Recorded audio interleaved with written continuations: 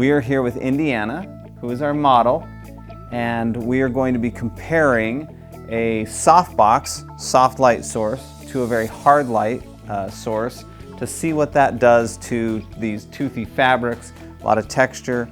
We're going to get a nice soft light first with our Profoto 2x3 off-camera flash softbox.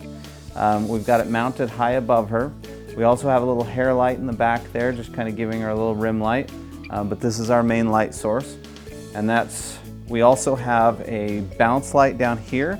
So we have a reflector, a white reflector surface, so that any stray light that's hitting down here is bouncing back up and kind of filling in the shadows of the chair, so that we don't just get blackness in front of the chair.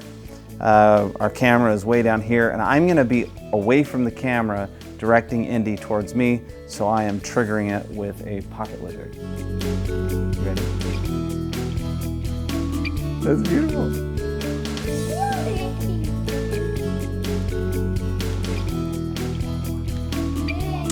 You can see that the softbox creates a beautiful soft light, and because it's up above her, it just it lights her shoes and her skirt and her dress and her hat and her face. It lights everything up really nicely. So the whole image stays very uniform because of the soft light. It fills in its own shadows. Not only does it fill the shadows all around the room, but it also fills the shadows inside of the textures of her clothing. And so in order to really intensify the textures of her clothing, we want to then use a harder light source with a lot more direction, and then we'll see those textures really come out. And we're also going to lose some of the ambient light looking around, so we won't have as bright a background as in the foreground. It'll be much more moody, but it'll have a lot more texture to it. So we have changed out the softbox for a snoot with a 30-degree grid underneath it. So we are going to have very directional light, a very small light source. Let's see the difference. Ready?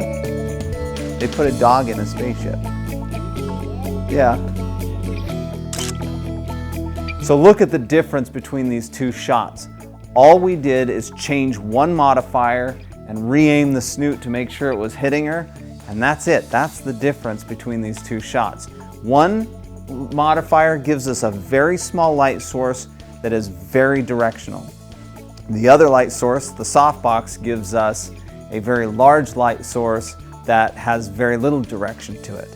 We took a light and lovely shot and changed it into a dark, dramatic shot just by changing one light modifier.